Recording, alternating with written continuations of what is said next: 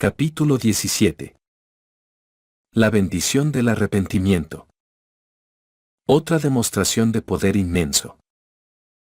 Una de las bendiciones notables de la expiación surge del poder de Cristo de redimir de la muerte espiritual. La muerte espiritual es una forma de distanciamiento espiritual o disolución de la relación con la deidad. Pero es más que un destierro geográfico de la presencia de Dios. Así como el cuerpo físico se debilita por los estragos de la enfermedad, parece que del mismo modo, nosotros flaqueamos espiritualmente con cada pecado que abrazamos. Quizá perdamos nuestra capacidad o voluntad de absorber la luz y la verdad. Quizá, como cuando tenemos un músculo lastimado, perdemos fuerza y resistencia cuando se trata de encarar cada tentación nueva. Sea como sea la mecánica del proceso, la muerte espiritual parece derivar de una forma de degeneración o entropía espiritual. Como sucede con la muerte física, tiene que haber algún poder para revertir el proceso de decadencia, para curar nuestras heridas espirituales, para fortalecer nuestra fibra espiritual. Nuevamente, la expiación es la fuente de ese poder revocador, esa fuente a la cual los hombres han de acudir, para la remisión de sus pecados. El salmista cantó acerca del bálsamo curativo del Salvador. Confortará mi alma. Y el Amán testificó. Y ha recibido poder, que le ha sido dado del Padre, para redimir a los hombres de sus pecados. El Salvador indagó. ¿Acaso se ha acortado mi mano para no redimir? ¿No hay en mi poder para librar? Él respondió más tarde a su propia pregunta. El Hijo del Hombre tiene potestad en la tierra para perdonar pecados. Con poder, dio vida a quienes estaban muertos en sus delitos y pecados. Ese acto de dar vida era una sanación de nuestro ser espiritual. En las palabras del Salvador mismo: volved a mí ahora, y arrepentíos de vuestros pecados, y convertíos para que yo os sane. Mediante este proceso curativo, Él nos ha librado del poder de las tinieblas. Verdaderamente, Satanás fue vencido por la sangre del Cordero. Una y otra vez, las Escrituras revelan que la expiación es la fuente definitiva de poder redentor. Jacob llegó a esta conclusión y enseñó acerca de la redención de la muerte eterna por el poder de la expiación. Tal alcance tiene este poder para salvar a los perdidos espiritualmente, que al hablar de los que participarán en la primera resurrección, Juan afirmó de forma concluyente: la segunda muerte no tiene poder sobre estos. Una limpieza con el arrepentimiento como condición. No cabe duda de que la expiación generó el poder suficiente para restaurar y limpiar el alma descarriada. Pero, ¿cómo se lleva esto a efecto, y quién reúne las condiciones para obtener los beneficios de un poder tan bendito? ¿Cómo puede cualquiera que haya pecado limpiarse lo suficiente como para regresar a la presencia de Dios y disfrutar de su compañía nuevamente? A diferencia de la resurrección, esta parte de la expiación no fue universal. Fue individual, es decir, el sufrimiento de Dios, el cual hizo posible el proceso de purificación, se hizo eficaz solamente para aquellos que se arrepientan. Aunque el Señor no puede considerar el pecado con el más mínimo grado de tolerancia, ha prometido, no obstante, que el que se arrepienta y cumpla los mandamientos del Señor será perdonado. Esta naturaleza condicional de una limpieza espiritual se le reveló al profeta José. El Señor vuestro Redentor sufrió el dolor de todos los hombres para traer a todos los hombres a Él mediante las condiciones del arrepentimiento. Samuel el amanita también enseñó que la expiación lleva a efecto la condición del arrepentimiento. Dicho de otra manera, de no haberse efectuado una expiación, no habría oportunidad de arrepentimiento. Los hombres podrían sentir pesar. Podrían modificar su comportamiento de acuerdo a ciertos parámetros. Pero no estaría en funcionamiento ningún proceso divino de rehabilitación. En pocas palabras, sin la expiación, no habría purificación del alma del pecador, independientemente de sus acciones, fueran estas cuales fueran. Con la expiación, esa purificación puede llegar. Pero solamente si nos arrepentimos. Así lo predicó el rey Benjamín. Porque a ninguno de estos viene la salvación, sino por medio del arrepentimiento. El elder Marion Romney subrayó la naturaleza condicional de esta fase de la expiación. Él pagó la deuda de tus pecados personales y de los pecados personales de toda alma viviente que haya morado en la tierra o que morará en ella en la vida mortal. Pero esto lo hizo de manera condicional. Los beneficios de este sufrimiento, por nuestras propias, no lo obtendremos incondicionalmente, tal y como sucederá en la resurrección, sin importar lo que hagamos.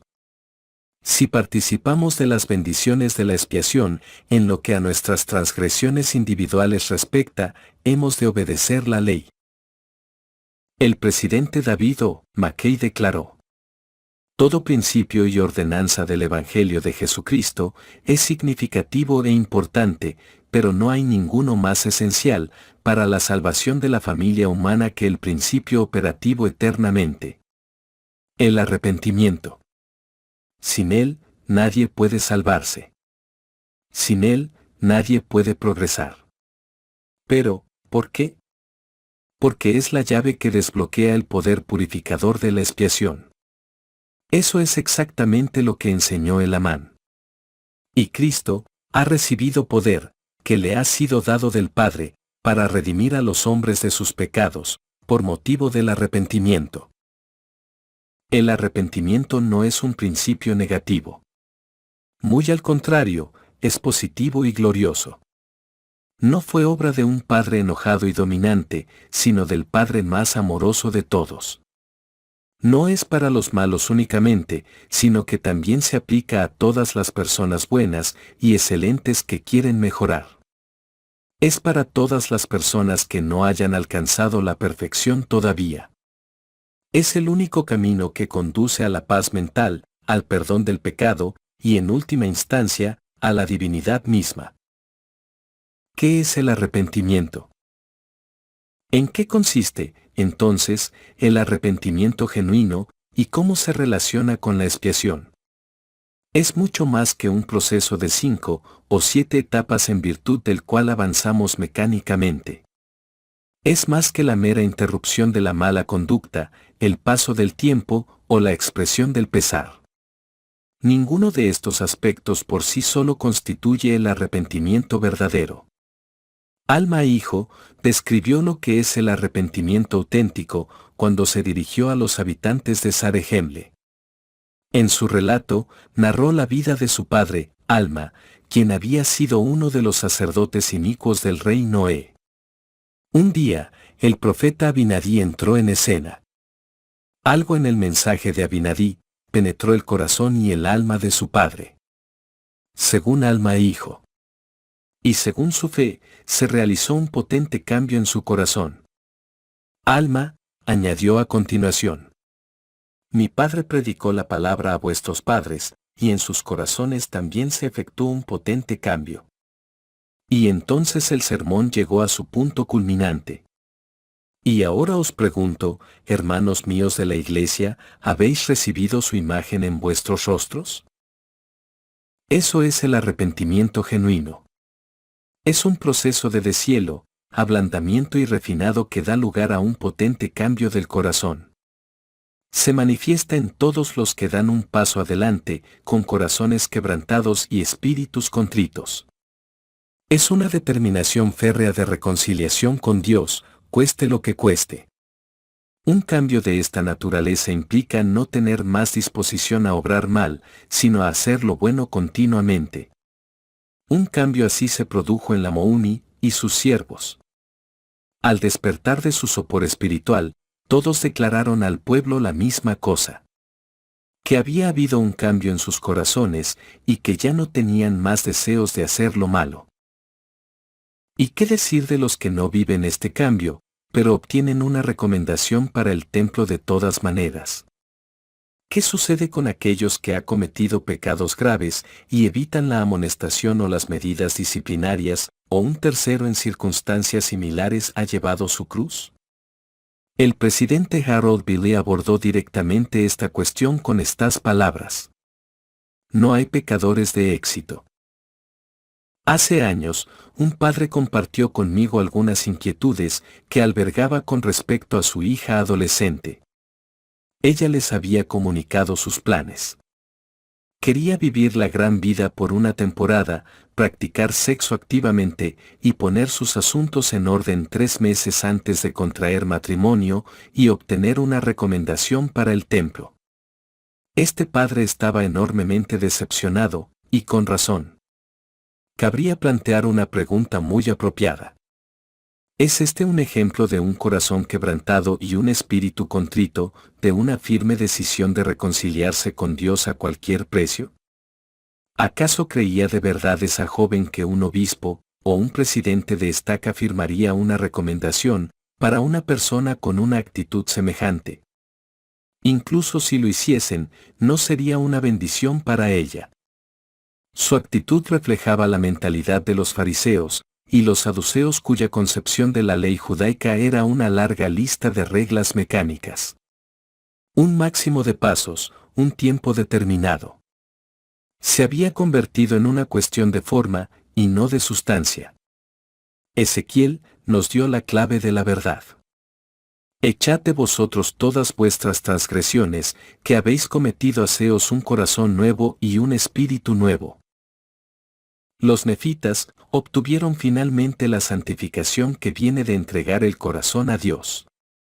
De forma reiterada, en las Escrituras, se asocia el arrepentimiento con el corazón. Es un corazón nuevo, un corazón roto, un corazón cambiado, un corazón contrito. El elder Spencer W. Kimball dijo de Holman Hunt, el artista, que un día le mostró a un amigo el cuadro de Cristo llamando a la puerta. Súbitamente, el amigo exclamó: «Le falta un detalle a su cuadro». «¿Cuál es?», preguntó el artista. «La puerta a la cual Jesús está llamando no tiene tirador», replicó su amigo. «Ah», respondió el señor Hunt, «pero no es un error. Es que esta puerta es la puerta al corazón humano. No se puede abrir sino desde dentro». El elder Kimball continuó: «Y así es. Jesús puede llegar y llamar. Pero cada uno de nosotros decide si vamos a abrirle. Los líderes del sacerdocio pueden advertir, aconsejar, disciplinar y animar amorosamente, pero todo esto será en vano a menos que en algún momento, en algún lugar, haya un cambio de corazón. Arrepentimiento o autojustificación. ¿Cómo se produce este cambio en el corazón? En primer lugar, debe haber un reconocimiento sincero, incondicional, y no una autojustificación de nuestros pecados. Alma le aconsejó de manera brillante a su hijo Coriantón: «No trates de excusarte en lo más mínimo a causa de tus pecados». Qué contraste con la filosofía de Corior. No era ningún crimen el que un hombre hiciese cosa cualquiera, o con la creencia de los lamanitas, que suponían que todo lo que hacían era justo. Uno debe escoger en última instancia entre estas doctrinas conflictivas. No pueden coexistir el arrepentimiento y la autojustificación. Esta última es la respuesta del mundo al pecado. El arrepentimiento, la del Señor.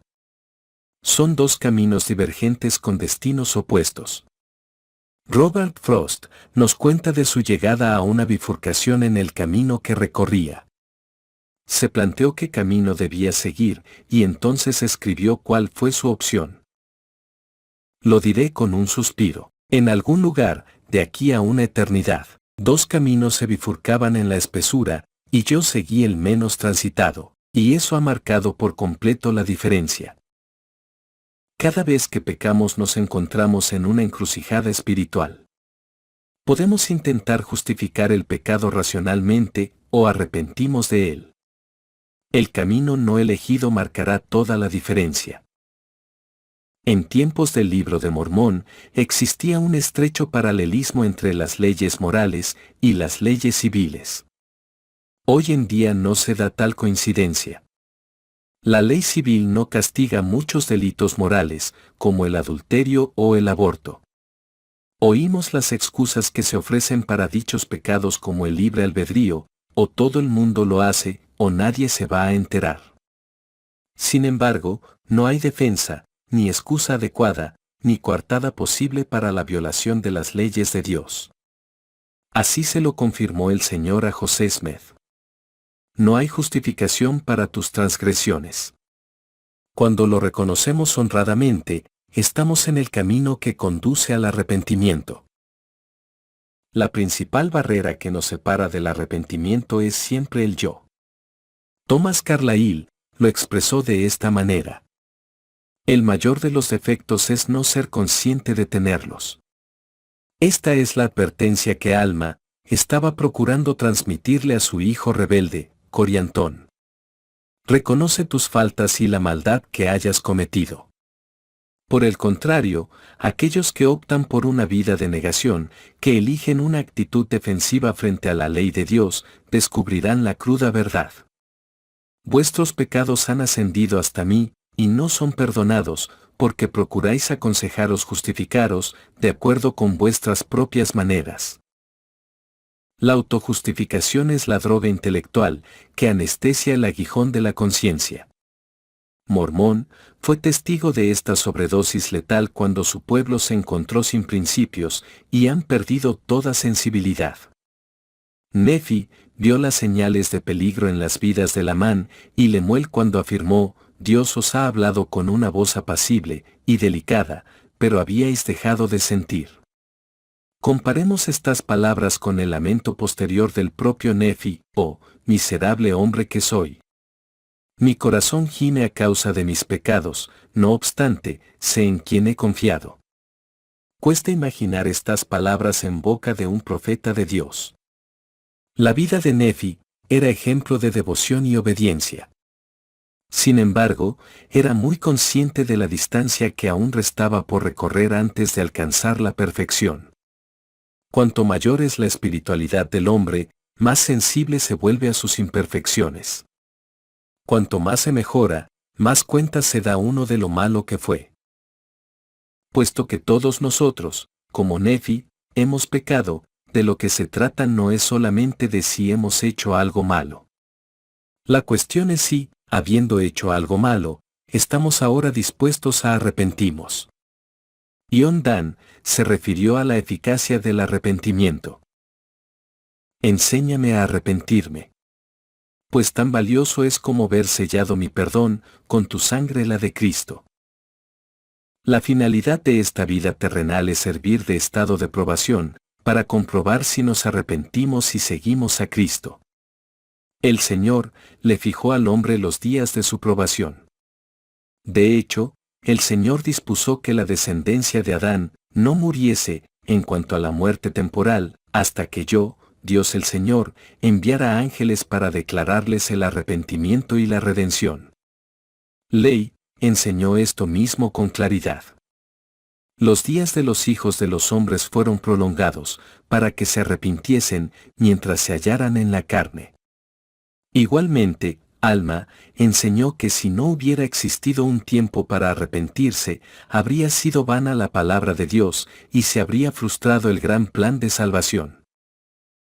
La iniquidad por sí sola rara vez ha sido, si es que se puede encontrar un caso, el motivo de la destrucción del hombre. La tragedia más pavorosa es la maldad combinada con la negativa a arrepentirse. La destrucción predicha de los inicuos habitantes de Nínive se frenó porque demostraron su disposición de volver a Dios. La gente de la época de Melquisedec había aumentado en la iniquidad, pero evitaron la destrucción, porque se arrepintieron. Alma Padre hizo muchas cosas abominables a la vista del Señor, y a los hijos de Mosía se los conoció como a los más viles pecadores. No obstante, en ambos casos se encontró el ímpetu necesario para corregir el rumbo. En cada una de estas situaciones brillaron las ascuas del arrepentimiento. Para los que dejaron que se extinguieran los rescoldos del arrepentimiento, el Señor reafirmó las consecuencias. Y al que no se arrepienta, le será quitada aún la luz que haya recibido. Porque mi espíritu no luchará siempre con el hombre. Fue el mismo mensaje que el Señor transmitió a los malvados habitantes de Amonía. Si persistís en vuestra iniquidad y si no os arrepentís, entonces vuestros días no serán prolongados sobre la tierra. Era una lógica sencilla. La razón de ser de esta vida mortal es proporcionar un periodo de prueba en el que arrepentirse. Si un hombre se negaba a hacerlo después de habérsele ofrecido todas las oportunidades razonables, perdía su derecho a permanecer. En ese punto, estarían, como lo expresan las Escrituras, maduros para la destrucción. En un momento Oliver Cowdery se separó de la iglesia. José estaba deseoso de que se arrepintiera y regresara. El profeta le solicitó a su secretario: me gustaría que le escribieras a Oliver Cowdery y le preguntaras si no lleva ya demasiado tiempo comiendo algarrobas. La autojustificación y la procrastinación producen las algarrobas de la vida, mientras que el arrepentimiento reporta un fruto apetecible. La tristeza según Dios. Aquellos en los que se produce un cambio de corazón manifiestan pesar. No una simple tristeza, sino el pesar según Dios. El pesar según el mundo y el pesar según Dios están separados por una enorme cima. Pablo hizo la siguiente distinción entre ambos.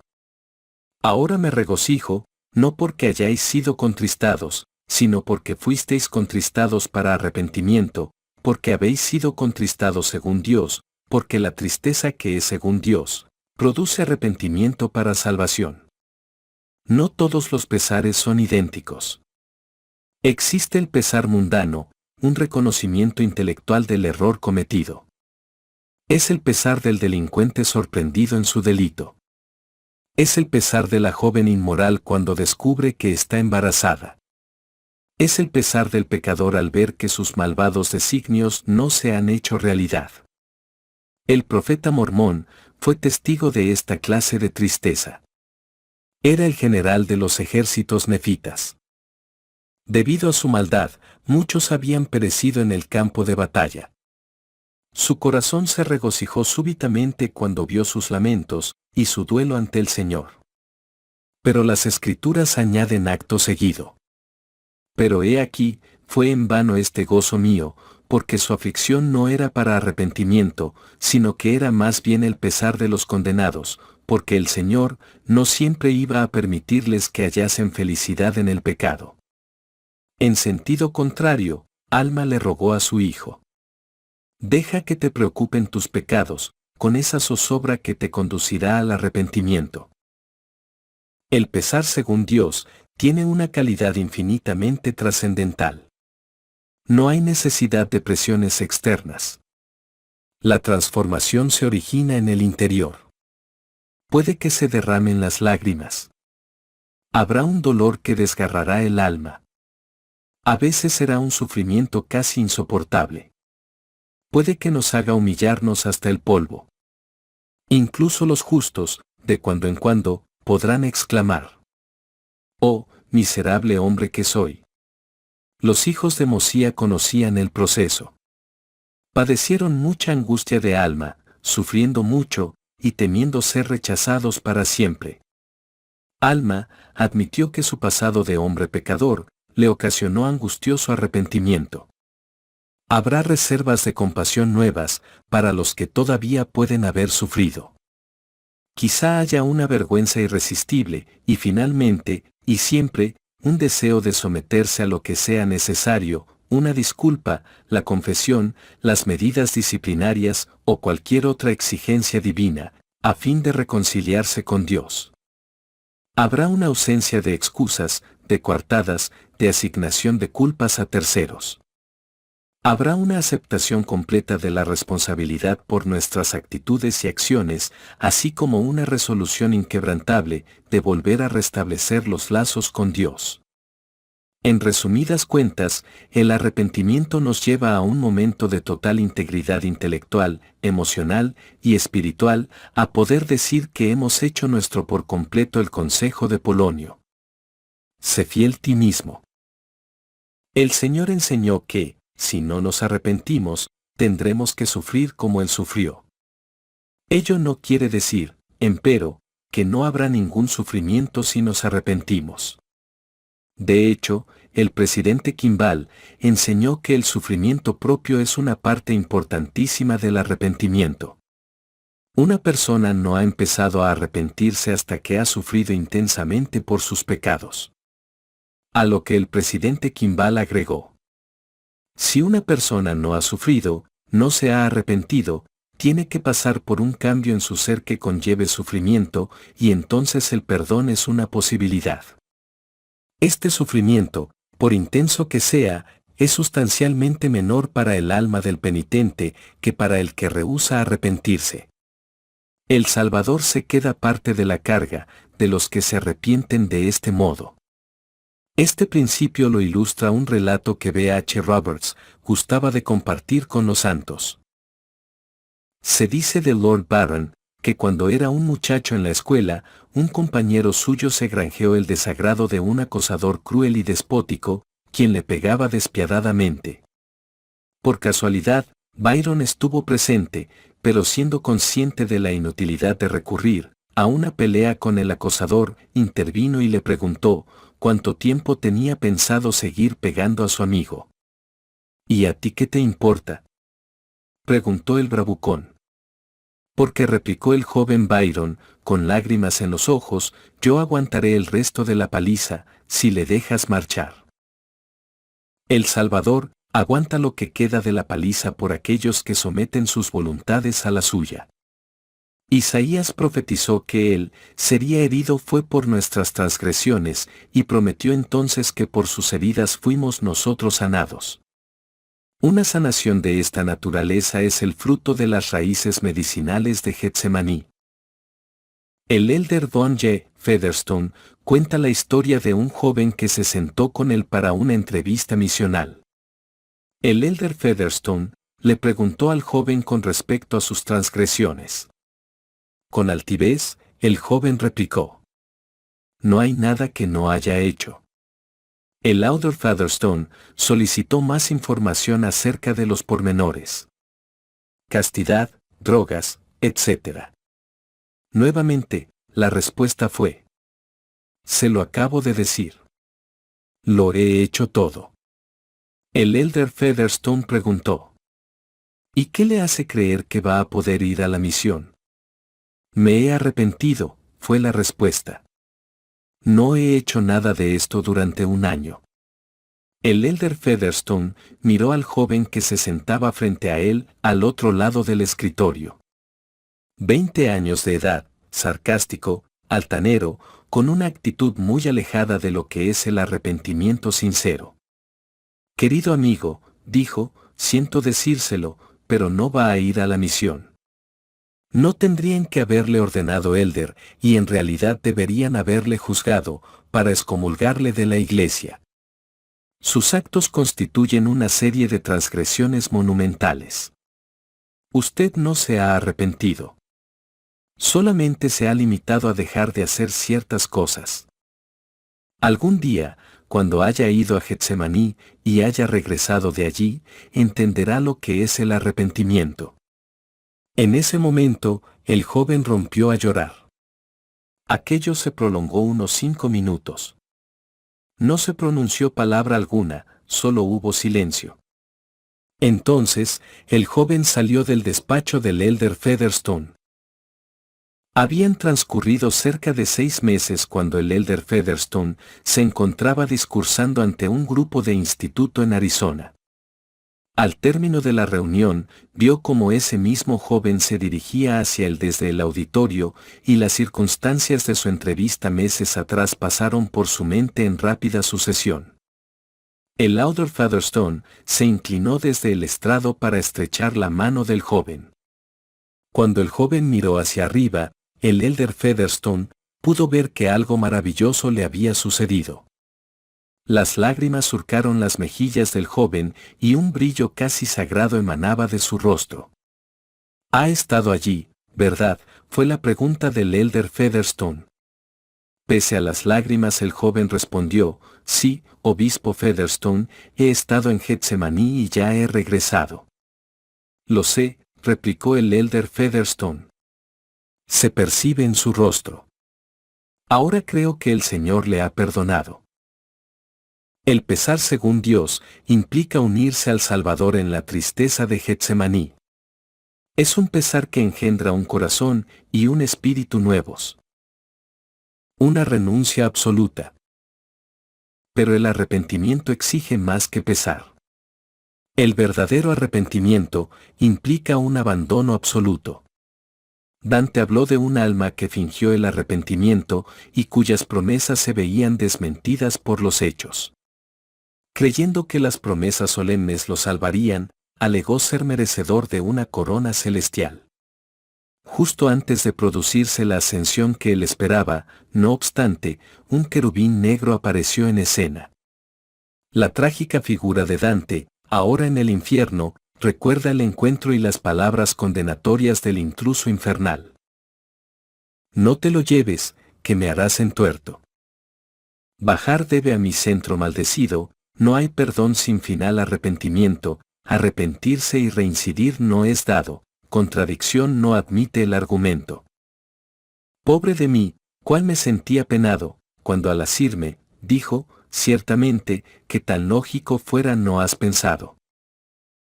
Incluso los siervos del inframundo sabían que no podía haber perdón sin renuncia. El elder Matthew Cowley nos brinda la seguridad reconfortante de que es posible abandonar cualquier pecado.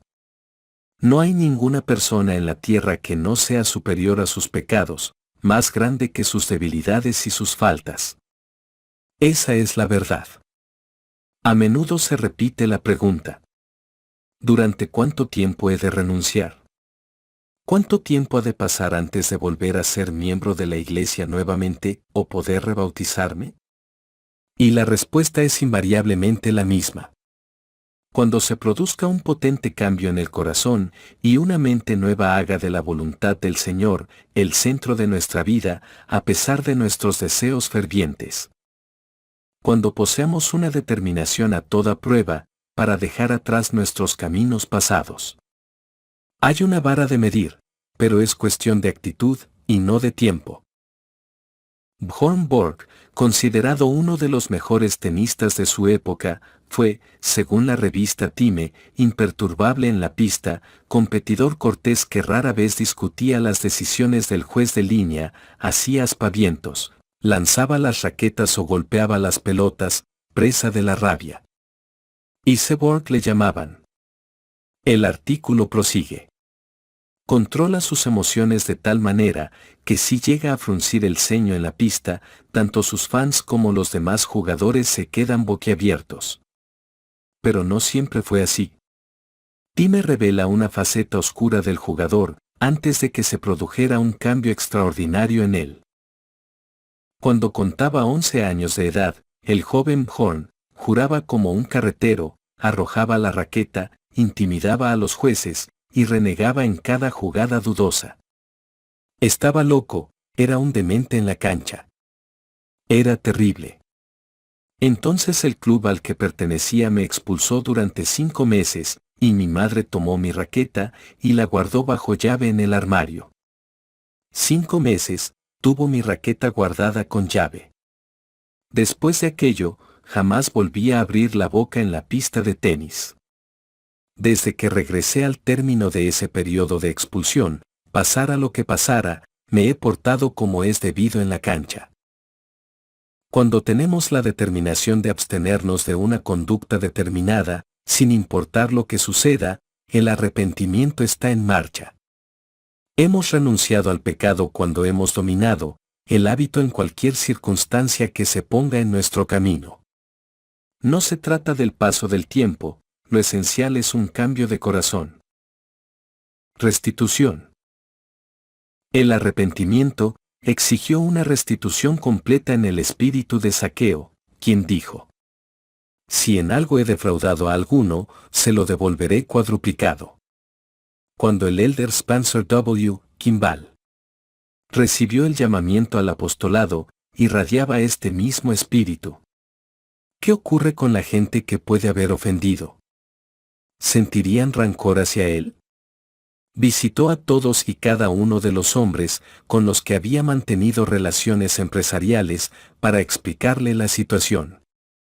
Me han llamado a servir en puesto muy elevado en mi iglesia. No puedo servir con una conciencia limpia, a menos que mi vida haya sido honorable. Si se ha cometido alguna injusticia, quiero reparar el daño ocasionado y he traído mi chequera. La mayoría se limitaron a estrecharle la mano y no quisieron saber nada más. 2 hombres, sin embargo, opinaban que para ser justos tendrían que haber obtenido unos cientos de dólares más en ciertas ventas. El elder Kimball extendió los correspondientes cheques.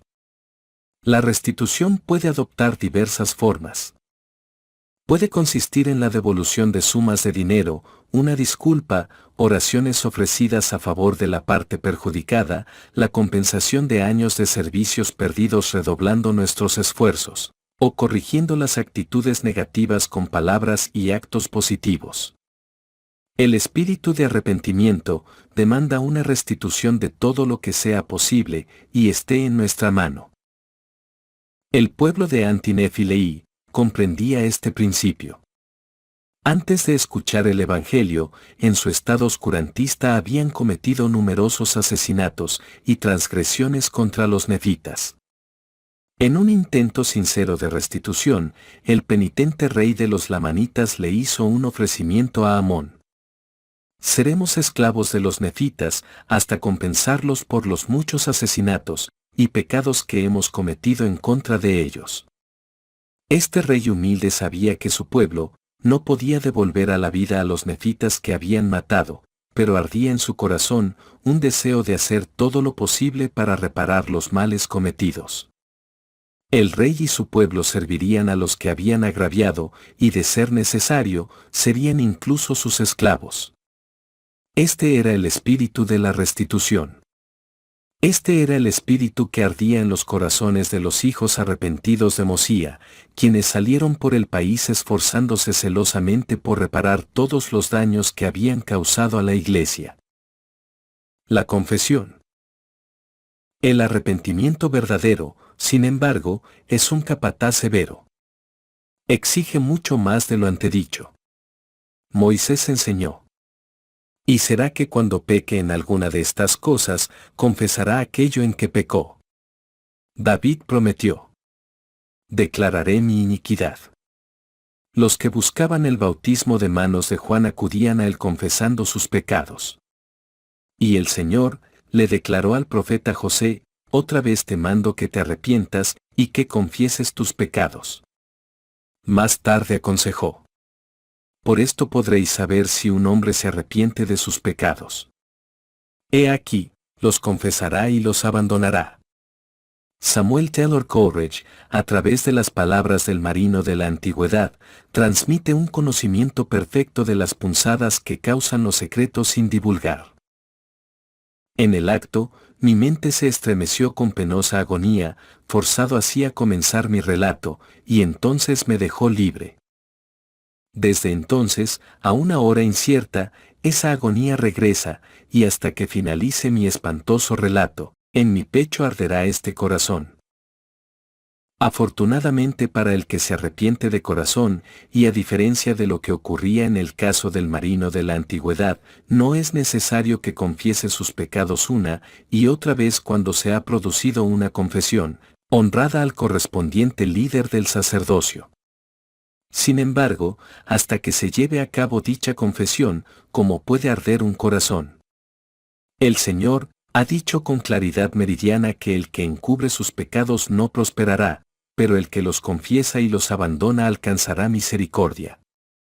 Cuando Alma le preguntó al Señor qué hacer con ciertos transgresores en la iglesia, recibió la siguiente respuesta: si confiesa sus pecados ante ti y mí, y se arrepiente con sinceridad de corazón, a éste has de perdonar, y yo lo perdonaré también. Pero si no confesaban, sus nombres eran borrados. Es decir, se los excomulgaba. ¿Cuándo hay que confesarse?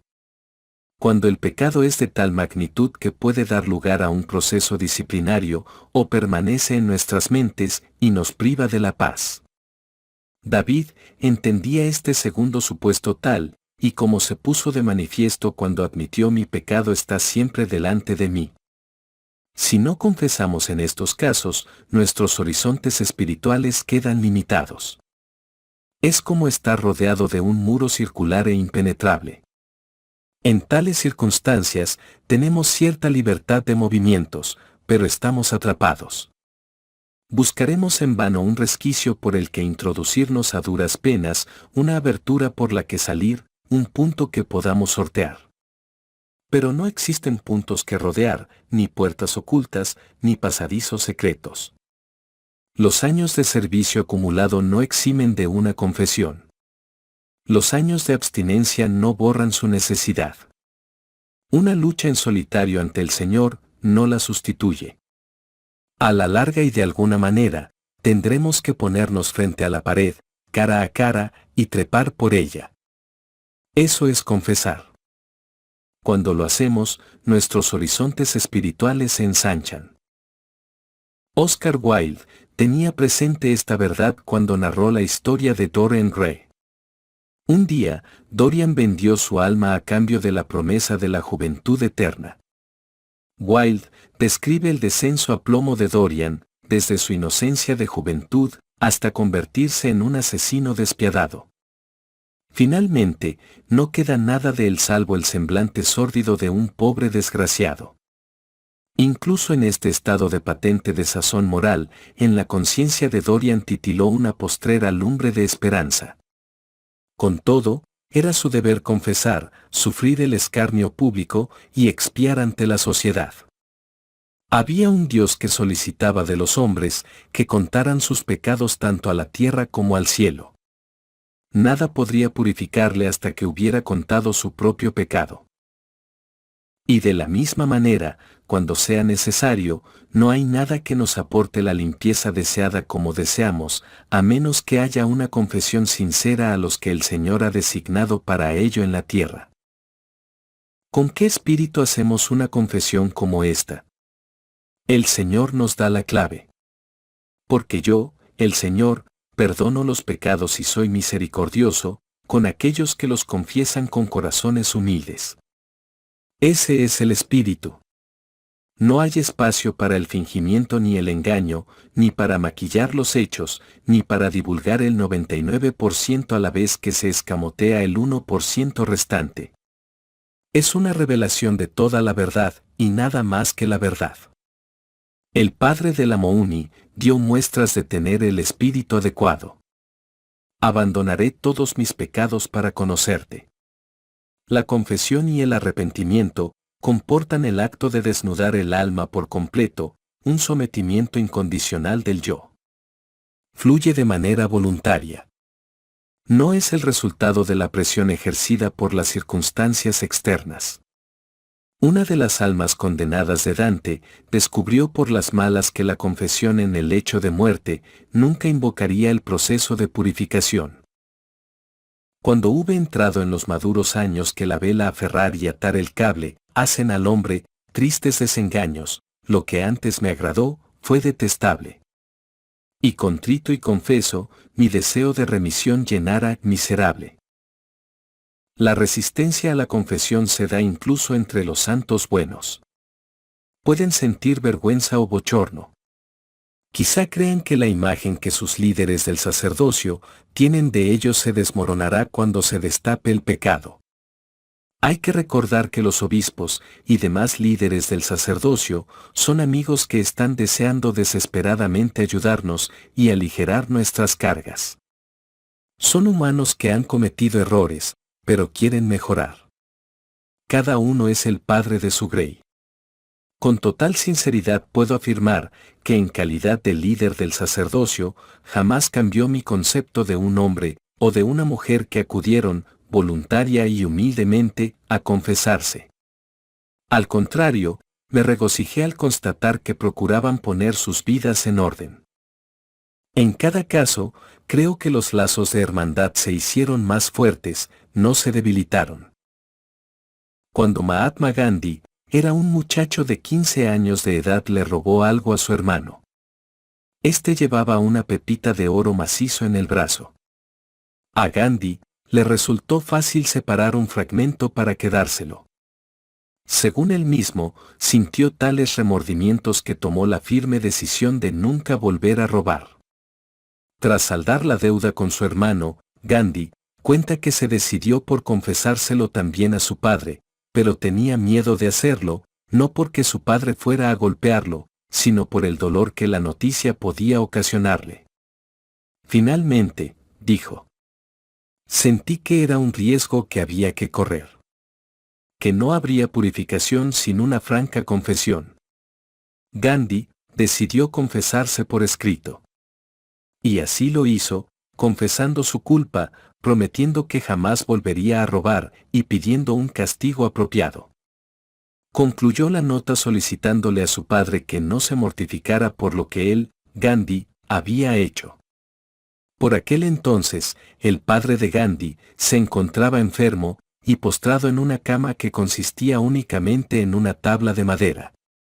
Gandhi, temblando, le entregó la confesión a su padre y a continuación se sentó frente a él esperando una respuesta angustiado. Reproducimos a continuación su propia descripción del encuentro. La leyó de principio a fin, y las lágrimas le surcaban las mejillas como perlas, humedeciendo el papel al caer. Por un momento cerró los ojos, inmerso en sus pensamientos.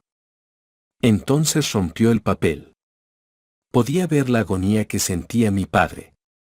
Si fuera pintor, podría dibujar hoy mismo un cuadro de la escena completa. Tan vivamente grabada la tengo en la mente. Aquellas lágrimas de perla purificaron mi corazón y limpiaron mi pecado. Solamente el que ha sentido un amor como este sabe lo que es, transforma todo lo que toca. Este poder no tiene límites. Esta clase de perdón sublime no era natural para mi padre. Yo había pensado que se enojaría, me dedicaría palabras duras y se golpearía la frente. Sin embargo, se comportó con tal maravillosa serenidad. Y creo que esto se debe a la franqueza de mi confesión. Una confesión sincera, combinada con una promesa de nunca volver a cometer el pecado nuevamente, cuando se ofrece al que tiene el derecho de recibirla, es el arrepentimiento más puro que existe. Sé que mi confesión hizo que mi padre sintiera una total seguridad con respecto a mí, y aumentó su afecto por mí. ¡Qué observación más bella! La confesión sincera incrementa, no disminuye, el afecto de un líder del sacerdocio por el alma arrepentida. El elder Marion Gerani dijo: mis hermanos y hermanas, hay entre nosotros muchos cuya angustia y cuyos sufrimientos se prolongan innecesariamente, porque no completan su arrepentimiento con la confesión de sus pecados. Naamán, el leproso, acudió al profeta Eliseo, queriendo ser sanado. Eliseo le dijo a Naamán que fuera a lavarse 7 veces al río Jordán.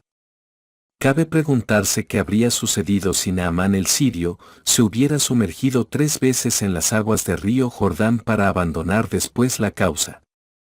¿Se habría limpiado su cuerpo en la misma proporción, 3 de 7? ¿O qué habría sucedido si lo hubiera hecho 6 veces y abandonado al 6º intento? ¿Le habría faltado una 7ª parte de la ansiada sanación? Sabemos la respuesta. La limpieza se produjo después de la 7ª zambullida, una vez se materializó la sumisión total a la palabra de Dios. Y entonces se produjo una purificación extraordinaria. Según las Escrituras, su carne se volvió como la carne de un niño. Y otro tanto sucede con el pecador, el leproso espiritual. Debe existir una total sumisión a la voluntad del Señor, un corazón quebrantado y un espíritu contrito, incluida la confesión, si fuera necesaria, a fin de completar la 7ª inmersión, Y entonces el espíritu queda limpio como el espíritu de un niño. ¿Por qué exige el Señor la confesión? Es tan sumamente difícil. Quizás se deba a que no hay ningún acto que nos humille de esta forma, hasta las profundidades mismas de la humildad.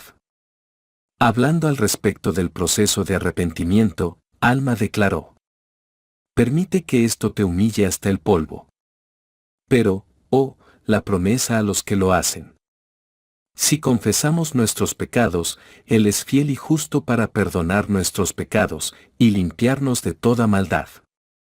Por otra parte, el Señor ha advertido: el que encubre sus pecados no prosperará.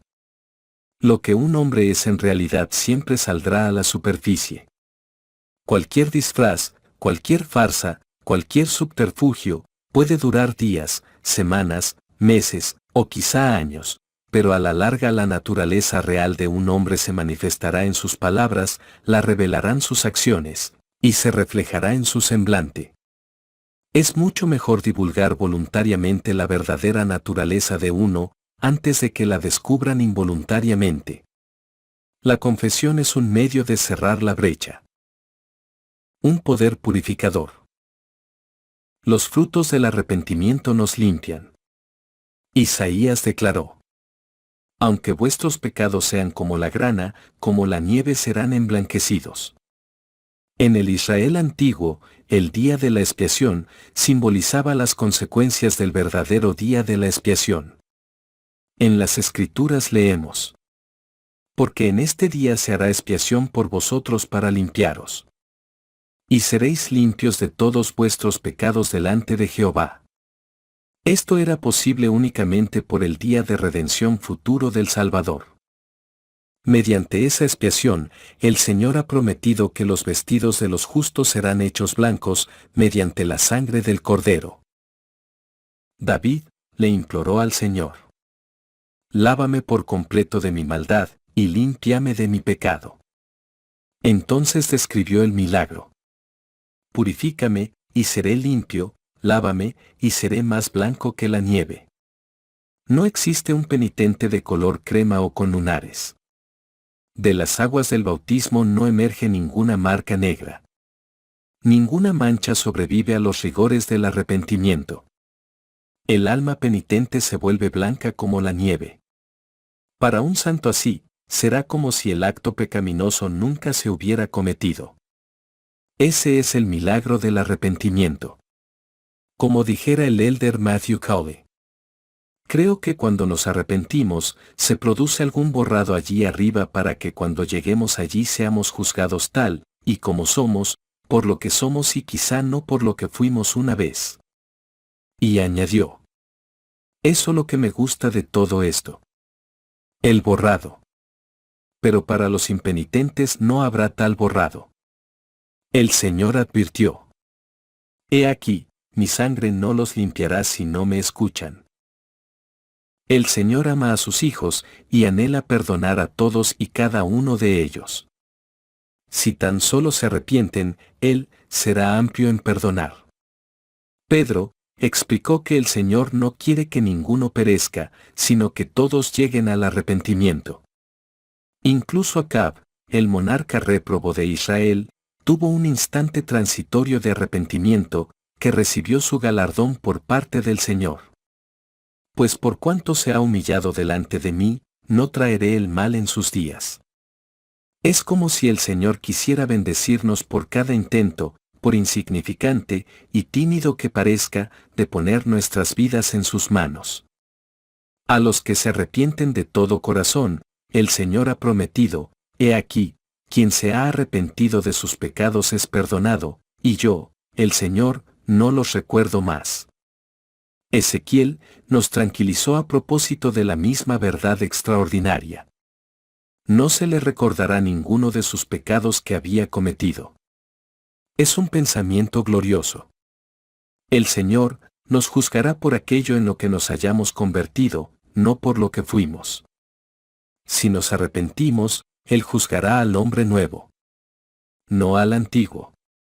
Este fue el ruego de David: de los pecados de mi juventud y de mis rebeliones, no te acuerdes. conforme a tu misericordia acuérdate de mí, por tu bondad, oh Jehová. El perdón del Señor es total e incondicional, una vez nos hemos arrepentido. Samuel el amanita les dijo a los nefitas que el Salvador, en virtud de su expiación, posibilitó la condición del arrepentimiento. El Señor le transmitió al profeta José su parecer acerca de este principio divino. Porque he aquí, yo, Dios, he padecido estas cosas por todos, para que no padezcan, si se arrepienten. Mas si no se arrepienten, tendrán que padecer así como yo. El autor Neil A. Maxwell lo resumió a la perfección. Acabaremos teniendo que elegir entre la forma de vivir del Señor o su forma de sufrir. Cuando optamos por su forma de vivir, vencemos la muerte espiritual, gracias a los milagrosos poderes purificadores de la expiación.